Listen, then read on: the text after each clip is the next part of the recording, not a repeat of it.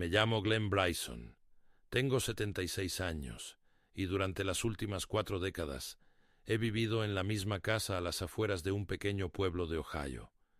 La construí con mis propias manos el verano después de que mi esposa y yo nos casáramos. En aquel entonces era solo un terreno y un montón de madera, pero yo estaba lleno de sueños y determinación. Enseñé historia en el instituto local y todas las tardes, después del trabajo, venía aquí a construir, martillando, midiendo, lijando, imaginando cómo sería nuestra vida dentro de estas paredes. Con el tiempo, se convirtió en un hogar, lleno de los olores de la comida, el sonido de las risas, el ruido de las cenas navideñas y el susurro de los niños subiendo y bajando las escaleras.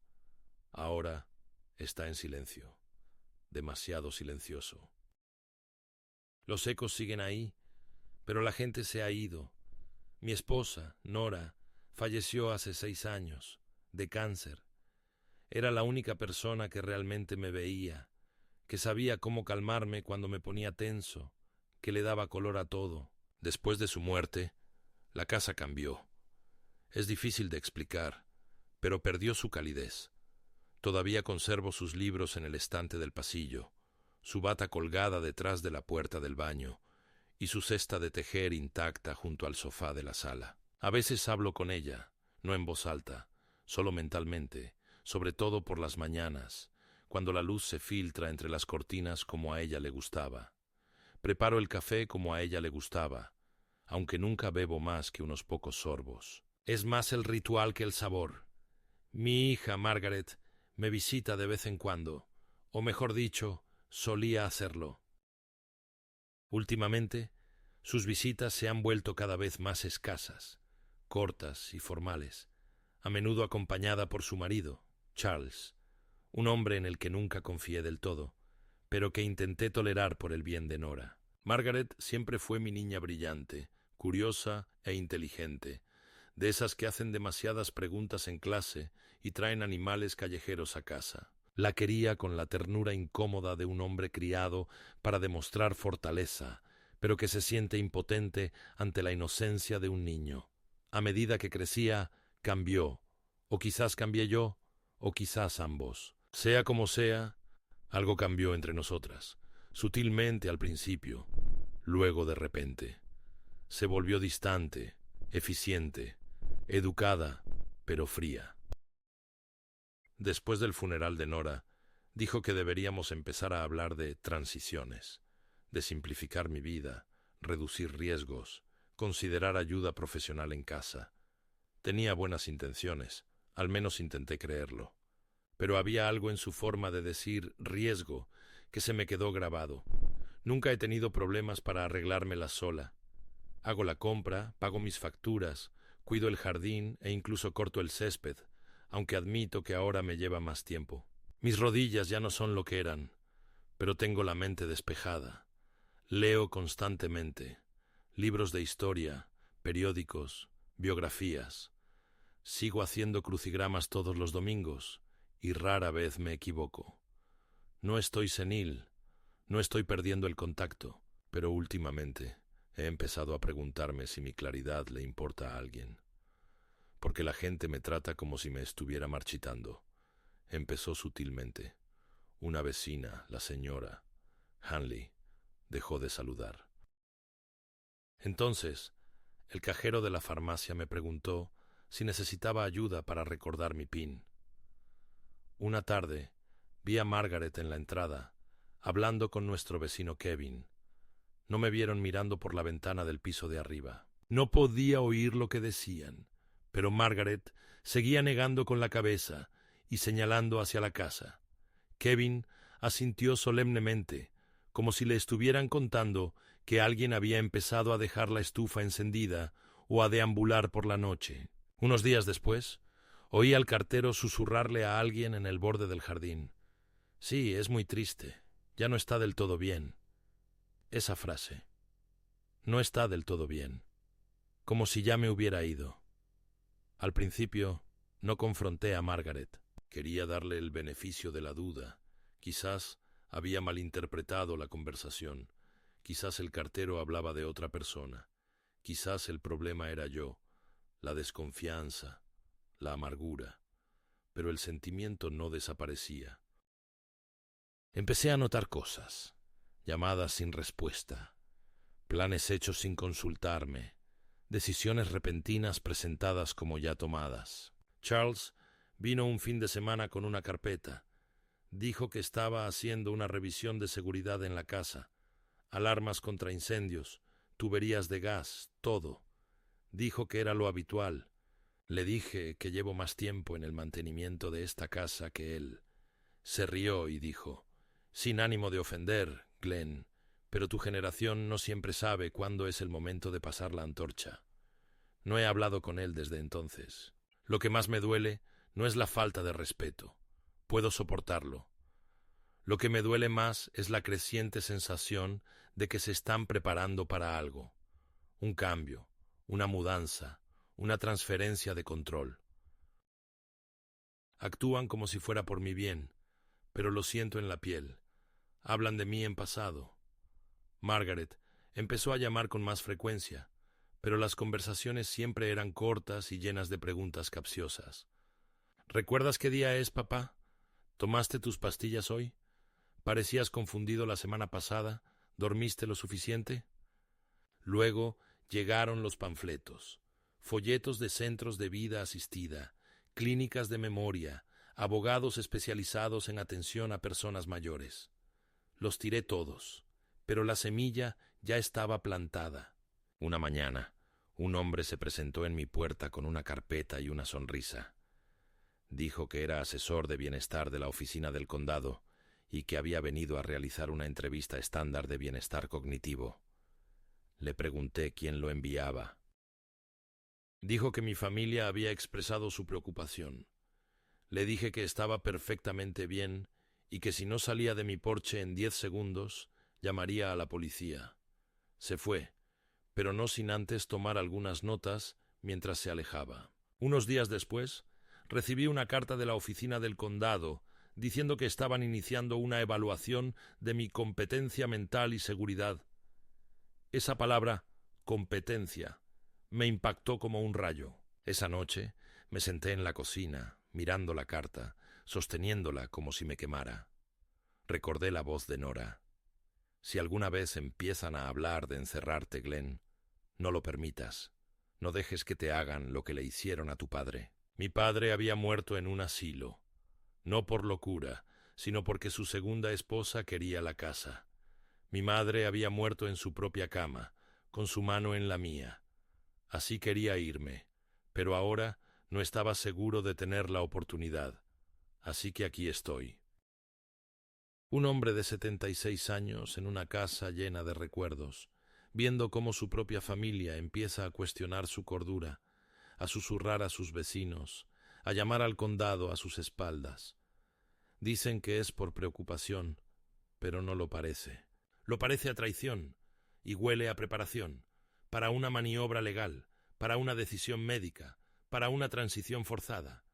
Creen que soy débil, que seguiré adelante sin hacer ruido, que firmaré los papeles y dejaré que se queden con lo que es mío, pero me han subestimado, porque mientras hablaban de mí a puerta cerrada, yo tomaba notas, observaba, grababa, me preparaba. Creen que me he vuelto loco, pero sé exactamente lo que hacen, y me aseguraré de que el juez también lo sepa. Era un miércoles por la mañana a principios de septiembre cuando sonó el timbre. No un golpe casual, ni el toque de un vecino, sino un timbre largo y deliberado que resonó por el pasillo como una alarma. Acababa de sentarme con mi café, con el periódico aún sin abrir a mi lado. Recuerdo cómo la luz se filtraba a través de las cortinas, la quietud de la casa, el tic-tac del reloj sobre la repisa de la chimenea. Abrí la puerta y me encontré con dos personas en el porche, una mujer con una chaqueta beige sosteniendo una carpeta y un hombre más joven con pantalones caqui y una placa del condado prendida al cinturón. Se presentaron como representantes de los servicios de protección de adultos. La mujer se llamaba Carol y el hombre ya no lo recuerdo. No dijo mucho. Carol fue la que más habló, con una voz suave, practicada, casi maternal. de una manera que me puso inmediatamente nerviosa. Dijo que se había planteado una preocupación formal sobre mi bienestar. Enfatizó que estaban allí solo para registrarme, solo una evaluación rápida de bienestar. Le pregunté quién había presentado el informe. Dijo que la información era confidencial, pero que el informe provenía de un familiar cercano. No necesitaba que diera nombres. Sabía exactamente quién era. Mi hija, Margaret, o más precisamente, Margaret y su esposo, Charles, el dúo que había estado afianzando su control sobre mi vida desde que Nora falleció. Los invité a pasar, no porque quisiera, sino porque negarme solo confirmaría las mentiras que se habían dicho sobre mí. Observé sus ojos escanear la habitación mientras entraban, catalogando mi entorno como investigadores de la escena del crimen. La casa estaba limpia, mi cama estaba hecha, los platos estaban lavados, pero aún así podía sentir su mirada sopesando cada detalle. Estaba resbaladizo el piso, había frascos de pastillas en la mesa, estaba el televisor demasiado alto. Nos sentamos en la sala. Carol abrió su carpeta y empezó a hacer preguntas. ¿Comía con regularidad? ¿Me costaba recordar las fechas? ¿A veces me perdía o me confundía? ¿Alguna vez sentía miedo en mi propia casa? Las preguntas estaban formuladas con cuidado.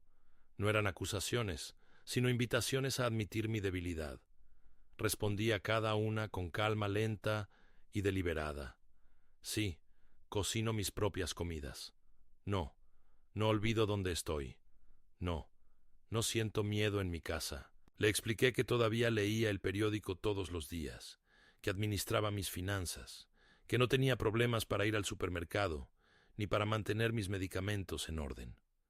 Carol sonrió cortésmente y tomó notas. El joven permaneció casi siempre en silencio, asintiendo de vez en cuando, con la mirada yendo de mí a su portapapeles.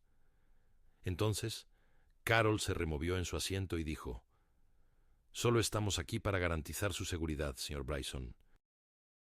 A veces las personas llegan a una edad en la que necesitan más apoyo del que creen. No se trata de capacidad, se trata de dignidad y comodidad». Esa palabra otra vez, dignidad, como si ya la hubiera perdido, como si invitar a desconocidos a mi casa para cuestionar mi cordura fuera una especie de compasión. Le dije que apreciaba su preocupación, pero que era totalmente capaz de cuidar de mí misma. Me ofrecí a mostrarle mis facturas, mi pastillero, mi calendario de citas. Ella se negó, diciendo que esta era solo una visita inicial, pero que dependiendo de lo que encontraran, podrían ser necesarios pasos adicionales. Fue entonces cuando me entró el frío. Pasos adicionales. Antes de irse, me entregó un folleto, el mismo que Margaret había dejado en la mesa de mi cocina 2 meses antes. Una guía de opciones locales de residencia asistida. «Solo para tu referencia», dijo, deslizándolo sobre la mesita auxiliar como si fuera una tarjeta de visita. Se marcharon poco después, agradeciéndome mi tiempo y prometiendo seguirles la pista. Me quedé en la puerta viéndolos caminar hacia su coche, con la mano todavía agarrada al borde del marco de la puerta, como si fuera a derrumbarse. Esa noche llamé a Margaret. No contestó. Volví a llamar. No hubo respuesta. Le dejé un mensaje. «Tuve visitas hoy. Sabes quién las envió. Necesitamos hablar. Inmediatamente». No me devolvió la llamada esa noche. A la mañana siguiente recibí un mensaje de voz. Parecía alegre, casi exageradamente alegre. «Hola, papá. Acabo de recibir tu mensaje. Perdona que haya estado saturada de trabajo. ¿Qué es eso de las visitas?» «Ah, si te refieres a Carol de APS, sí. Le pedí que pasara. Solo me preocupas. Últimamente pareces rara, olvidando cosas. Solo queremos lo mejor para ti. Llámame luego».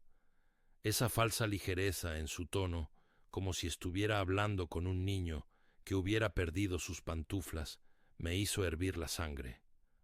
No devolví la llamada. En cambio, fui al juzgado local y solicité copias de cualquier petición o presentación abierta a mi nombre. Tenía la sospecha de que no se trataba solo de un chequeo de bienestar. El secretario buscó mi nombre y encontró un documento presentado 2 días antes, una solicitud de tutela temporal. ¿El nombre de la solicitante? Margaret H. Bennett, mi hija. El documento afirmaba que había mostrado signos de deterioro cognitivo. No había logrado mantener un entorno de vida seguro y había expresado delirios paranoicos. Me quedé mirando las palabras, aturdida. Delirios, inseguridad, declive. Cada línea era una mentira, un arma disfrazada de preocupación. Según la petición, Margaret había solicitado que se nombrara a Charles como tutor temporal, a la espera de una evaluación judicial. Mi hija y su esposo no solo intentaban ayudar, intentaban tomar el control. Cuando llegué a casa, no comí. No encendí la tele. Me senté en mi silla, mirando la foto en la repisa. Nora con su vestido de verano favorito, su sonrisa eternamente iluminada por la suave luz. Imaginé lo que diría si estuviera aquí. No dejes que te hagan esto, Glenn, susurraría. Aún tienes fuerza. Y así fue. Mi mente podía haber envejecido, pero no se había ablandado. Sabía que necesitaba ayuda, así que llamé a la única persona en la que aún podía confiar.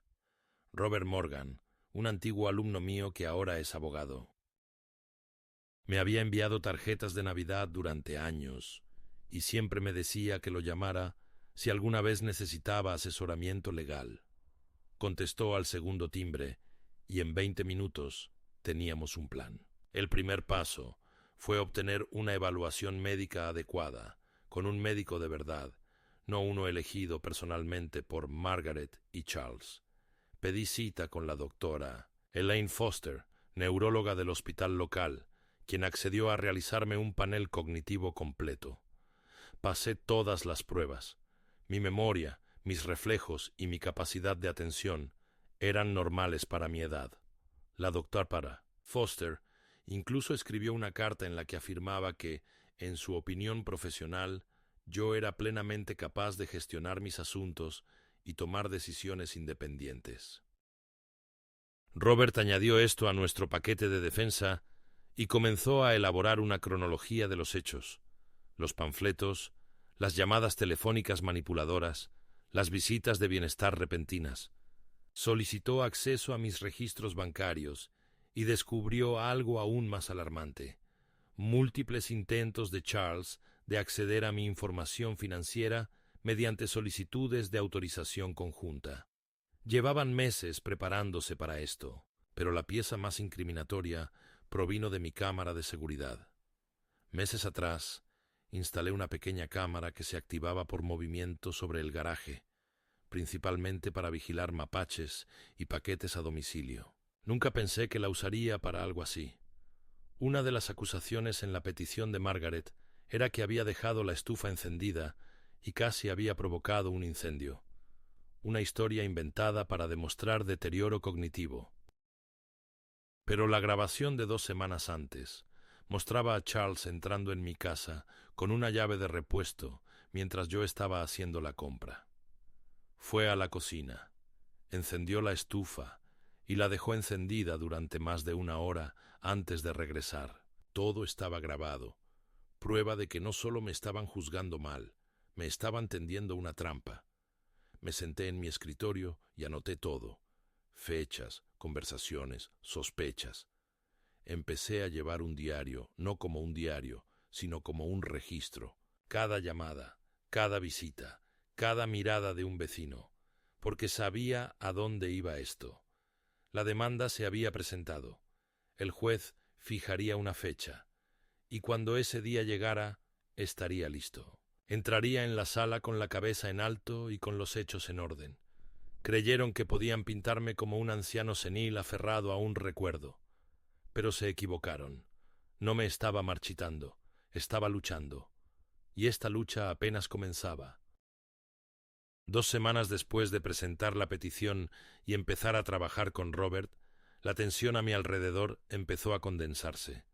no como una tormenta que se desatara de golpe, sino como una densa niebla que lentamente envolvía el paisaje. Lo notaba en la forma en que sonaba mi teléfono, y al contestar había una pausa, luego un clic. Lo notaba en el repentino silencio de mis vecinos, gente que me conocía desde hacía 30 años, que ahora cruzaba la calle en lugar de saludar desde sus porches. Una mañana salí a recoger el periódico y descubrí que alguien había pegado un volante en mi puerta. ¿Conoce a una persona mayor en riesgo? Era de un grupo de apoyo local, de esos que colaboran con los servicios de protección de adultos. Al principio pensé que podría haber sido un error, pero luego vi que el volante estaba dirigido a quien corresponda, 144 Winterberry Road, mi dirección. No fue un error, fue deliberado, y me pareció una advertencia disfrazada de apoyo. Lo bajé y lo doblé cuidadosamente en mi creciente carpeta de pruebas. No me enojé, no de la forma esperada. Me quedé más callada, más atenta. Eso fue lo que no entendieron.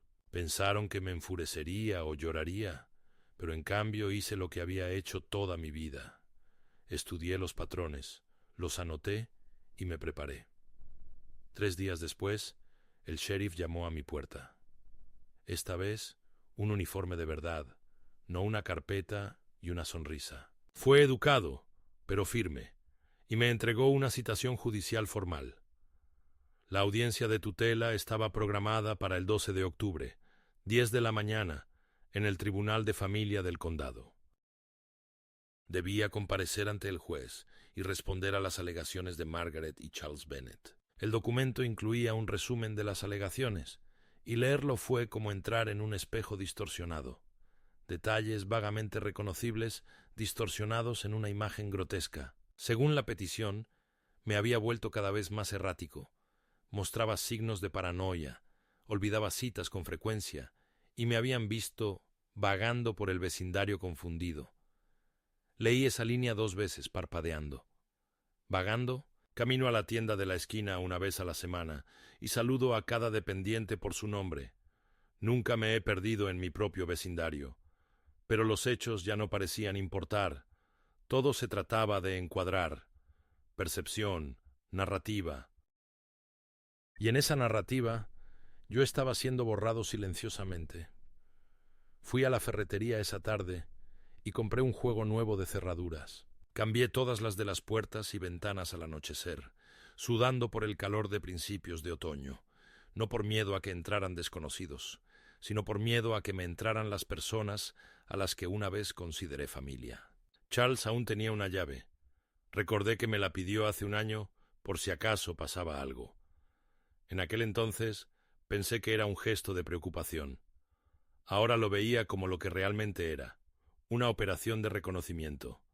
Esa noche desconecté el teléfono fijo y compré un móvil de prepago.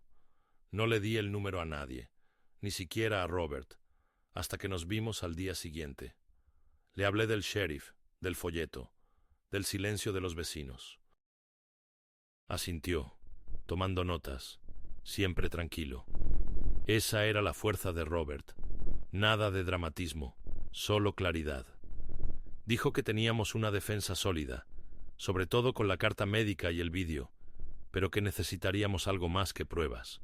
Con lo que cuentan, dijo, es con que el tribunal se incline por la seguridad, por la cautela. No hace falta que te declaren incompetente, Glenn.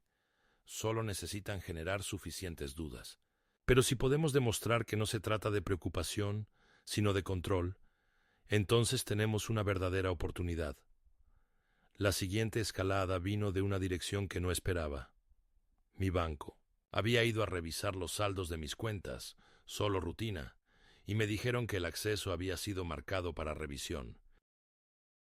Cuando pregunté por qué, el cajero, un joven llamado Tomás, que me conocía por mi nombre, dijo que se debía a una alerta iniciada por la familia, lo que sugería que podría haber actividad no autorizada en la cuenta. Me quedé allí atónito, tratando de mantener la calma mientras él sacaba los registros. La alerta la había colocado Charles Bennett 3 días antes. Había afirmado, en una declaración escrita, que yo había expresado confusión sobre retiros recientes y había solicitado que el banco congelara las transacciones grandes a la espera de una revisión. Pedí hablar con el gerente de la sucursal. Eleanor, una mujer de unos 50 años que llevaba décadas en el banco, salió y me acompañó a su oficina. Cuando le expliqué lo que estaba sucediendo, su rostro se ensombreció. Señor Bryson, lo siento mucho. Tenemos que actuar en base a estas alertas, pero si desea presentar una contradeclaración y revocar formalmente el acceso de terceros, podemos comenzar el proceso hoy mismo. Firmé los papeles de inmediato. Eleanor prometió agilizar la eliminación de cualquier privilegio compartido y restaurar mi acceso completo. Sucede más a menudo de lo que cree, dijo, casi en un susurro. Familias que intentan tomar el control demasiado pronto o con demasiada fuerza. Le di las gracias y me fui, con las manos ligeramente temblorosas mientras caminaba de regreso al auto. No eran las molestias. Era darme cuenta de que Charles se movía más rápido de lo que había pensado, que estaban tratando de construir un caso no solo de confusión, sino de mala administración financiera. Querían que pareciera no solo vieja, sino peligrosa para mí misma. Esa noche no pude dormir. Me senté en la sala, con solo la luz del pasillo encendida, leyendo los documentos judiciales, destacando las mentiras más flagrantes. Luego hojeé las cartas que Nora me había escrito a lo largo de los años, tarjetas de cumpleaños, notas en la nevera, listas garabateadas con corazones al final. Me recordaron quién era, me recordaron que mi vida tenía valor.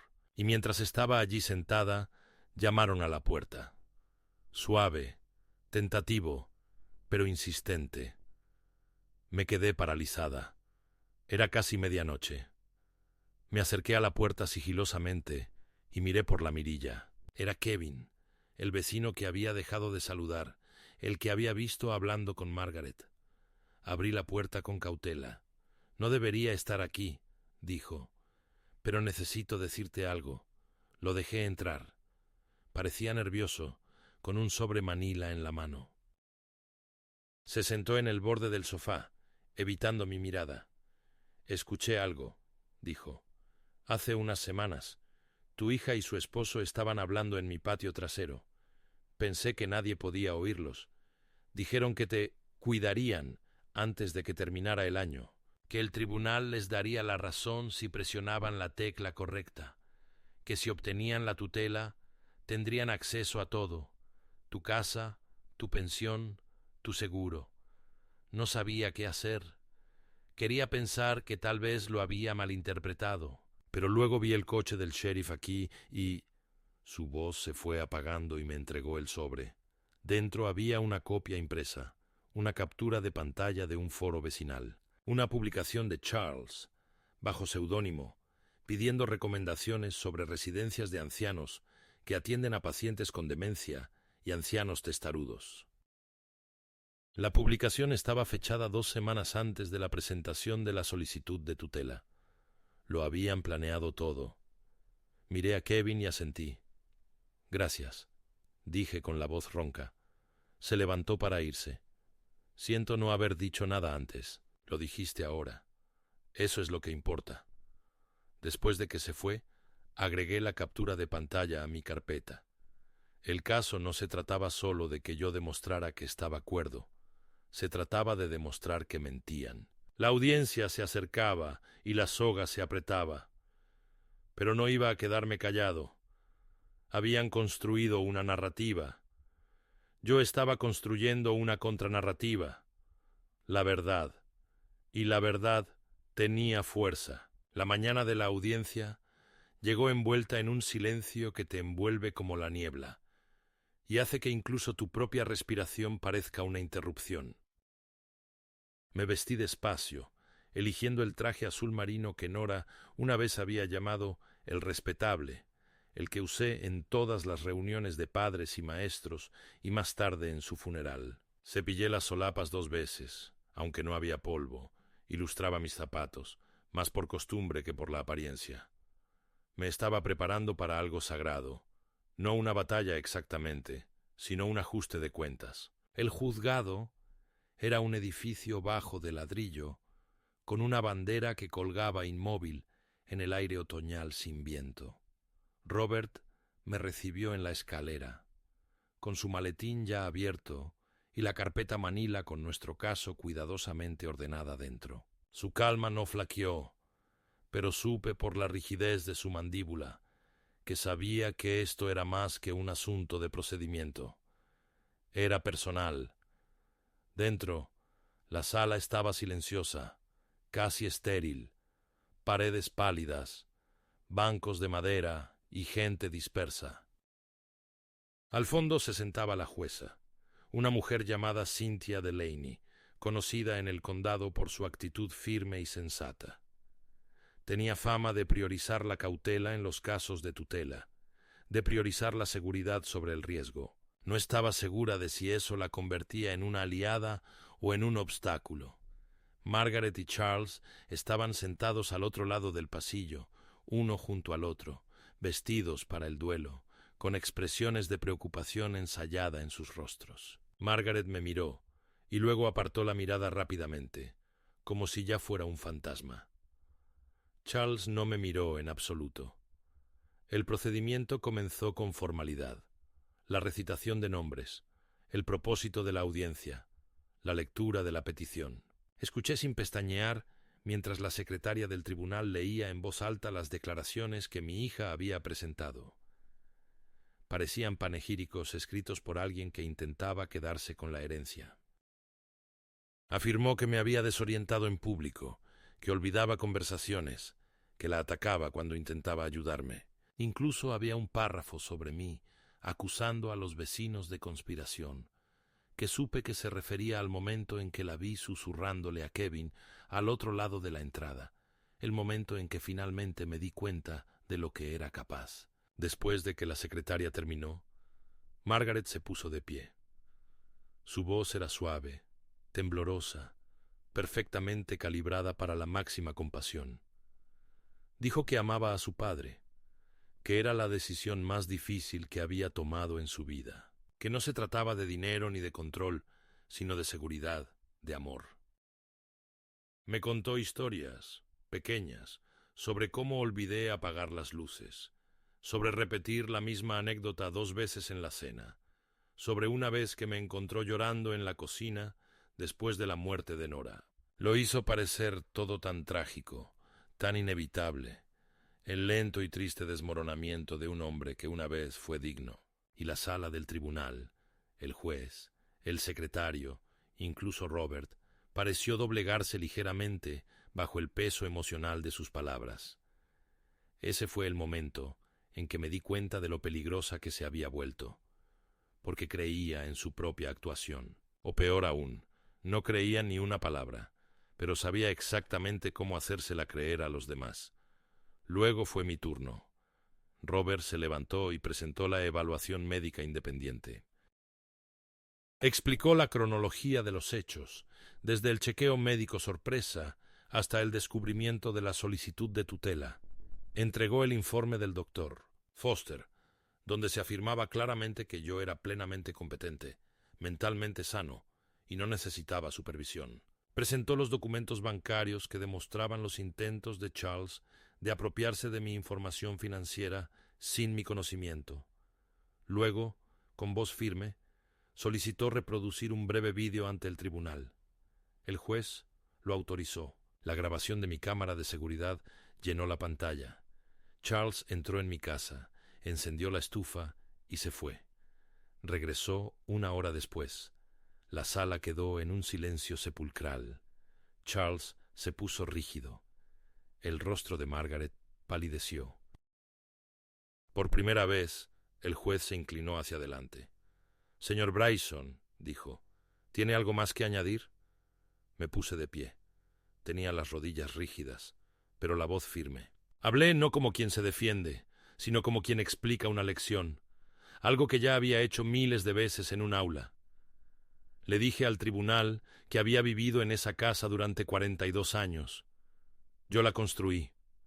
Yo la mantuve. Cuidé de mi esposa hasta el día de su muerte en la misma habitación que habíamos pintado juntos de recién casados. Les dije que todavía cocinaba mis propias comidas, que todavía pagaba mis propias cuentas, que todavía recordaba el nombre de cada estudiante al que había enseñado durante más de 3 décadas.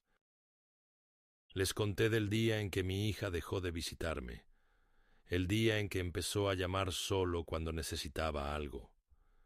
Les dije cómo se siente cuando tu hijo habla de ti como si ya te hubieras ido. Entonces hice una pausa y miré al juez. Su señoría, no estoy confundida, no me engaño, no soy frágil.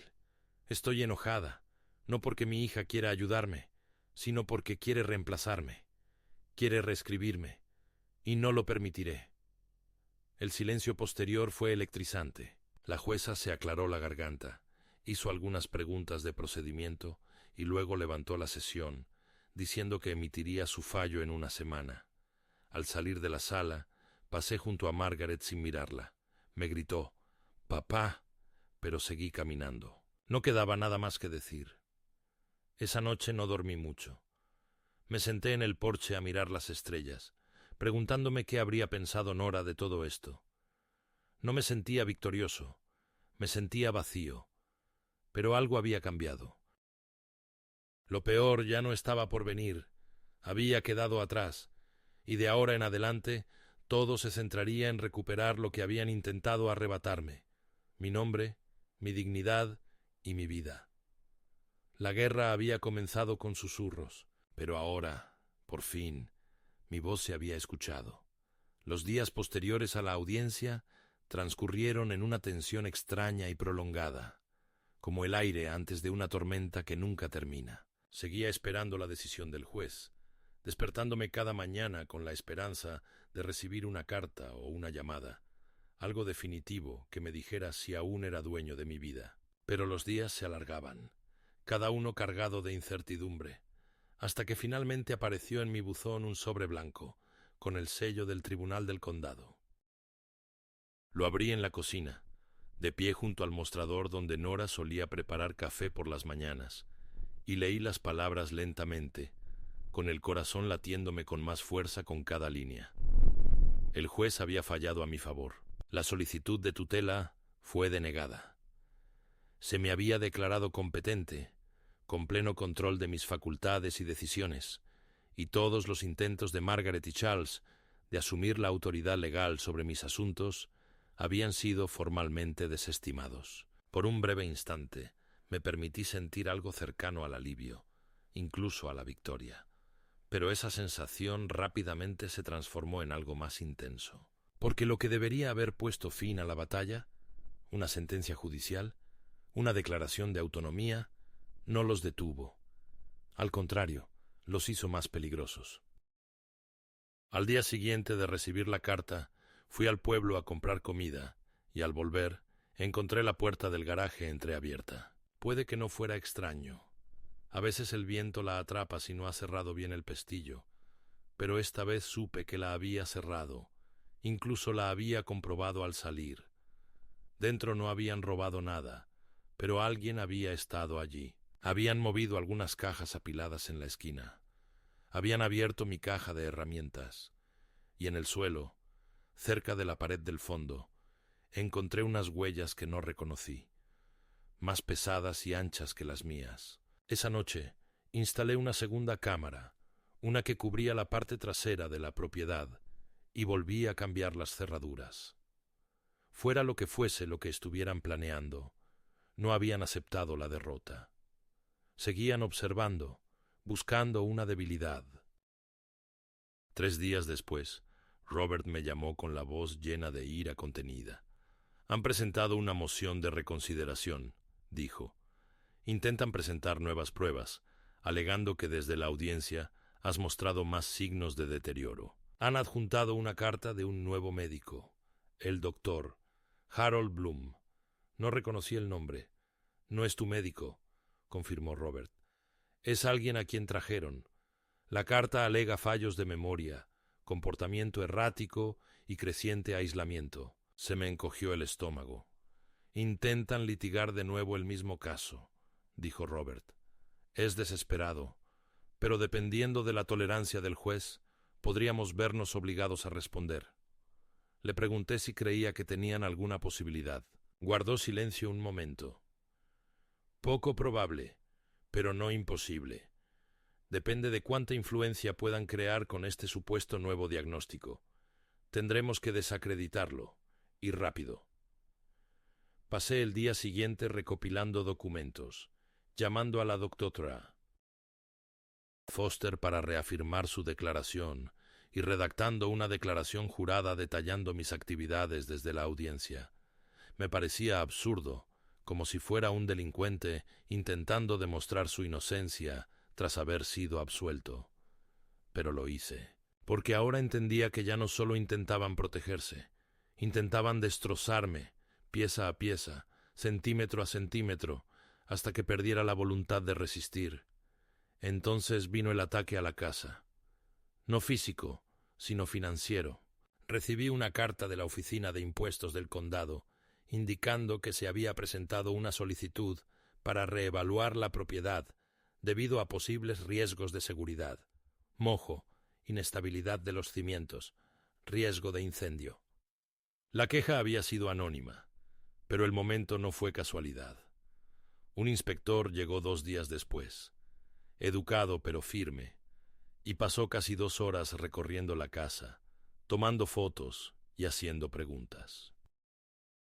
Al irse, me dijo que cualquier reparación necesaria debía realizarse en un plazo de 90 días, o la propiedad podría ser declarada inhabitable según la ordenanza del condado.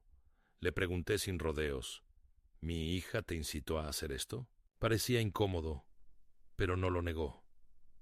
Señor, solo estoy siguiendo el protocolo. Esa noche me senté en mi sala, con la carta del tribunal en una mano y el aviso del condado en la otra, e intenté comprender lo que sentía. Ya no era miedo, no era confusión, era algo más profundo, más antiguo, una especie de dolor fusionado con rabia. Le había dado todo a Margaret, mi amor, mi confianza, mi paciencia. Había construido esta casa con mis propias manos y la había llenado de una vida con sentido. Y ahora, la persona que una vez llevé en mis brazos intentaba arrebatármelo todo, no por malicia, sino por algo más frío, un derecho. Ella ya creía que era suyo, mi vida, mi legado, mi dignidad, y Charles, siempre apoyándola, siempre empujándola, siempre guiándola hacia el siguiente vacío legal u oportunidad financiera. Conocía a los de su tipo. Amabilidad calculada, sonrisas afiladas como cuchillos. A la mañana siguiente hice algo que no había hecho en años. Fui a la biblioteca local, me senté en uno de los viejos escritorios de madera y empecé a investigar sobre derecho de propiedad. Aprendí más en una tarde que en meses de conversaciones con abogados. Encontré una cláusula, oscura pero real, sobre la partición de la propiedad en casos de copropiedad. Decía que, en caso de disputa legal prolongada, una de las partes podía iniciar una venta forzosa de la propiedad si podía demostrar que la cohabitación era insostenible o que se estaba obstruyendo su parte de la propiedad. Se la llevé a Robert. La revisó, asintió lentamente y dijo, «Si quisiéramos, podríamos intentarlo. Es agresivo, pero es legal». Fue entonces cuando realmente se me ocurrió. Si querían quedarse con la casa, quizá era hora de quitársela a ellos primero. Le pedí a Robert que empezara a preparar la documentación. Mientras tanto, contacté con una tasadora, una mujer llamada Lila Page, muy recomendada, y programé una evaluación completa de la propiedad. Cuando llegó, se mostró ágil, eficiente, y la tensión que se respiraba en el ambiente la mantuvo en un lugar seguro. «La gente hace esto a menudo», dijo. «Disputas familiares por propiedades. No te imaginas la frecuencia con la que suceden». Recorrió cada habitación. Hizo preguntas ingeniosas. Elogió la calidad de la obra y me dijo en voz baja mientras recogía sus cosas. «Esta casa vale más de lo que creen. Si vendes, estarás en una posición ventajosa. Eso era todo lo que necesitaba oír. Para cuando Margaret y Charles recibieron la notificación de intención de venta, ya había trasladado la mitad de mis pertenencias al almacén. Sabía cuál sería su reacción, y no me equivocaba. A la mañana siguiente sonó mi teléfono, el de prepago. No reconocí el número, pero contesté. Margaret. Su voz era fría, quebradiza. Estás cometiendo un error, dijo. Esto es vengativo. No discutí. Crees que nos estás castigando, pero solo te estás haciendo daño a ti misma. Le pregunté si Charles me escuchaba. Hizo una pausa y luego dijo, sí. Bien, dije. Entonces escúchame bien. Tú empezaste esto. Yo lo estoy terminando. Colgó. La batalla legal que siguió fue tediosa, agotadora y llena de retrasos procesales. Impugnaron la tasación, cuestionaron el papeleo e intentaron congelar la venta mediante medidas cautelares, pero nada de eso cuajó. Porque el tribunal ya me había declarado competente, porque tenía pruebas, porque no estaba solo y porque ya no tenía miedo de actuar.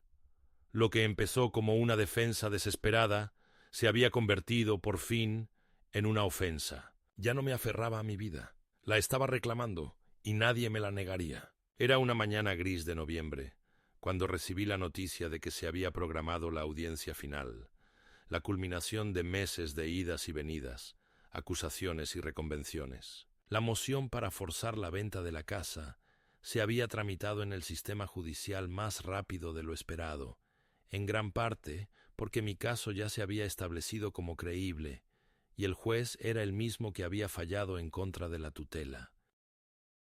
Esta vez conocía bien la sala, conocía la sensación de sus bancos de madera y la forma en que la luz se filtraba a través de sus altos ventanales. Llegué temprano, vestida con sencillez, y esperé en el pasillo, donde todo olía a papel viejo y cera para pisos.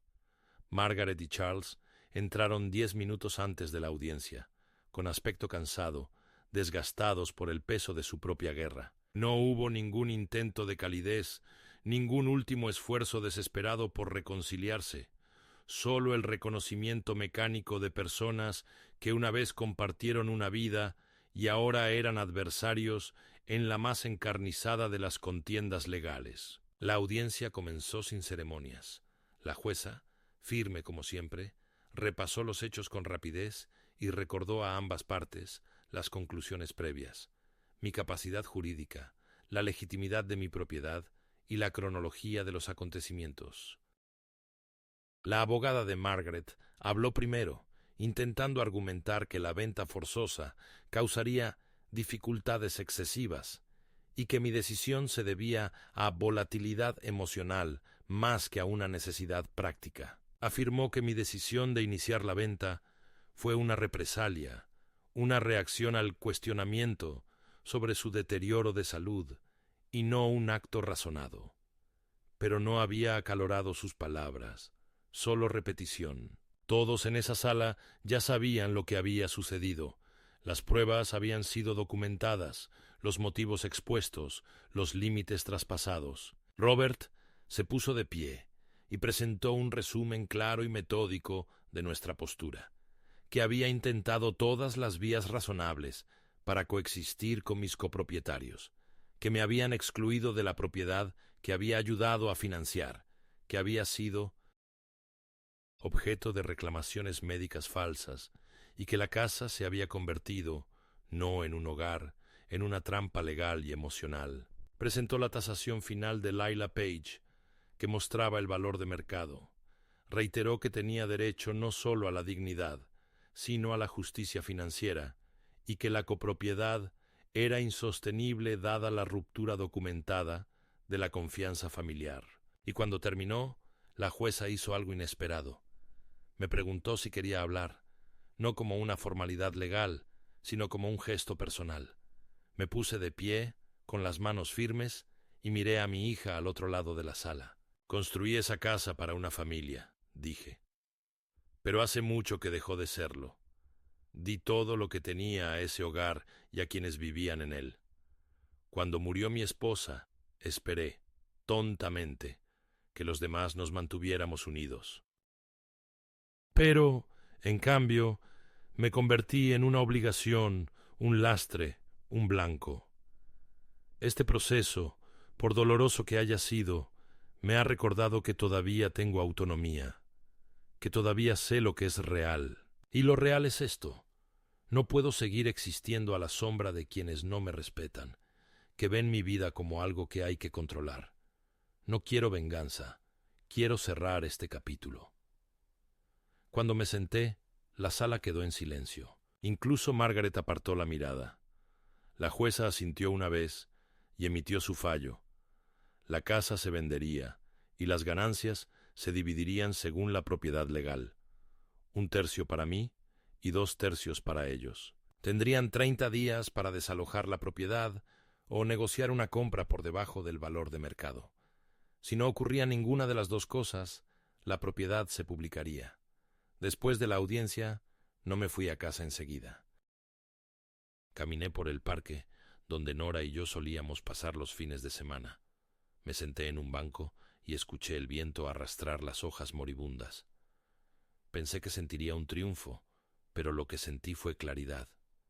Fría, limpia, definitiva. Esa noche abrí una botella de vino, del bueno que Nora solía guardar para las fiestas, y bebí una sola copa para marcar el final de algo no con celebración, sino con ceremonia. Una semana después dieron el último paso, y fue tan desagradable como predecible. Recibí una carta de su abogado donde me amenazaban con demandar por angustia emocional y me acusaban de emprender una campaña de difamación y coacción a personas mayores. La carta afirmaba que había manipulado los procesos judiciales, había influido en los vecinos para manchar su reputación y había mostrado un comportamiento vengativo impropio de un adulto racional. Se la enseñé a Robert, quien la hojeó y se rió por primera vez en meses. «Es hueca», dijo. «Se están desmoronando. No pueden detener lo que viene, así que ahora intentan asustarte». Tenía razón. Ni siquiera me molesté en responder. 2 días antes de la fecha límite impuesta por el tribunal, Margaret me llamó. Su voz era temblorosa, deshilachada. No suplicó, no se disculpó. Me hizo una pregunta. «¿Por qué haces esto?» Le dije la verdad. «Porque dejaste de verme como un padre y comenzaste a verme como un recurso. Y ahora te recuerdo que nunca estuve a tu disposición». Guardó silencio un buen rato. Luego dijo: «Morirás sola». Respondí: «Ya lo he hecho. Simplemente no te diste cuenta». Luego colgué. La línea permaneció muerta desde entonces. 30 días después, la casa estaba en venta. En una semana tenía 3 ofertas. En un mes estaba bajo contrato. Y en 6 semanas tenía un cheque en mano y un nuevo hogar propio, más pequeño, pero más luminoso, más tranquilo, pero más luminoso.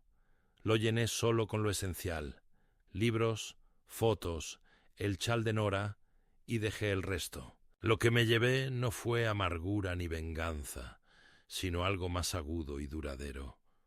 La certeza de que la justicia, cuando se busca con paciencia y sin concesiones, aún puede dar en el blanco. La primera mañana en mi nuevo hogar me desperté antes del amanecer, no por ruidos ni pesadillas, sino por un silencio desconocido.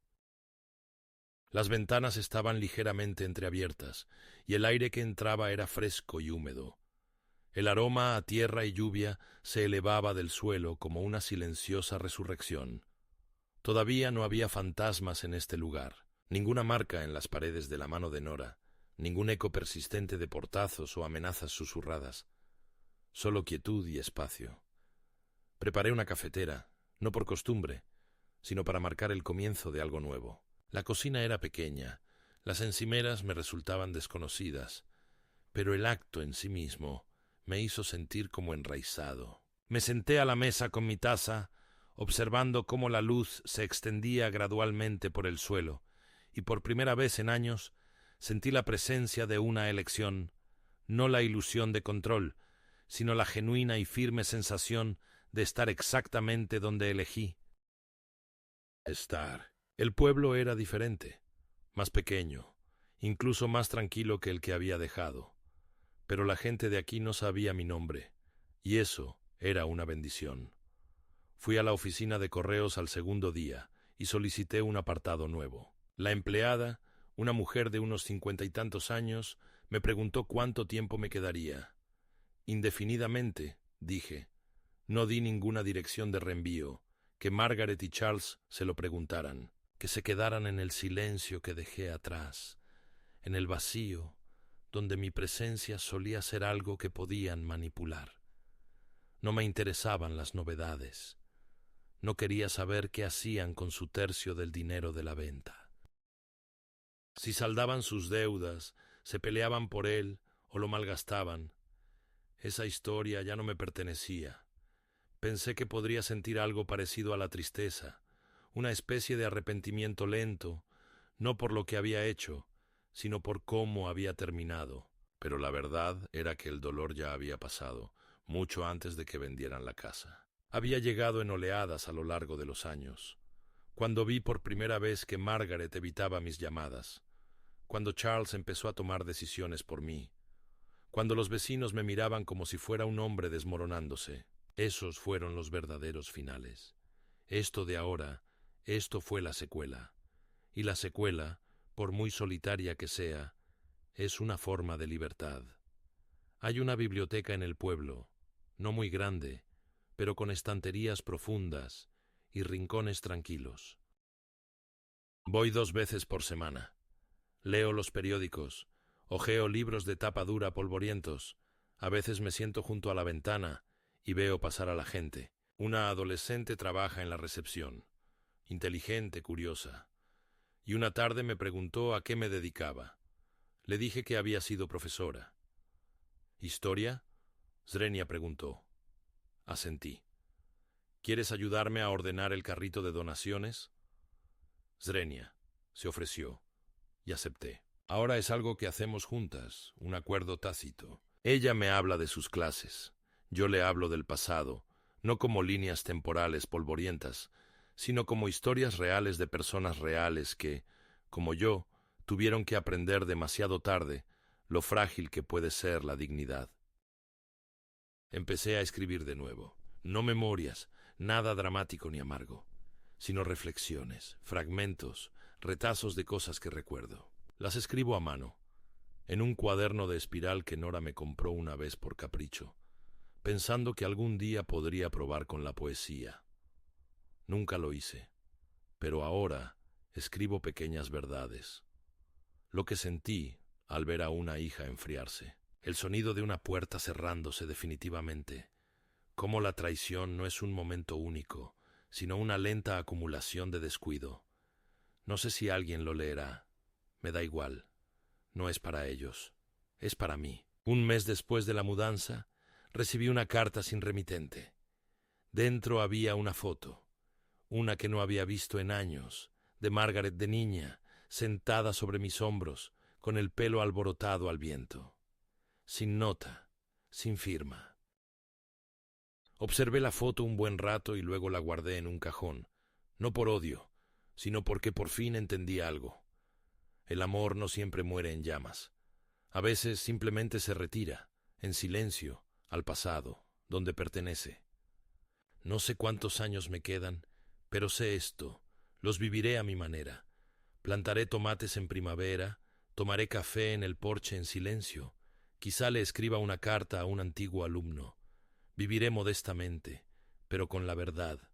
Y si el mundo me olvida, si me convierto en un hombre tranquilo más, en una casa tranquila, a las afueras del pueblo, no pasa nada, porque recuerdo quién era, lo que soporté y lo que me negué a renunciar. Que esto baste, que esa sea mi última palabra.